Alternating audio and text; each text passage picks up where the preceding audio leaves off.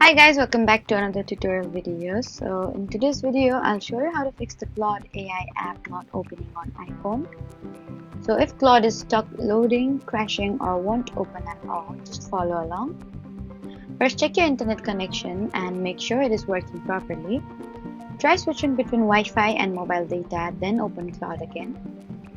Next, fully close the Claude app. For that, you need to swipe up from the bottom of your screen. Find the Claude app and swipe it away to close it completely. After that, open the app again and check if it works now.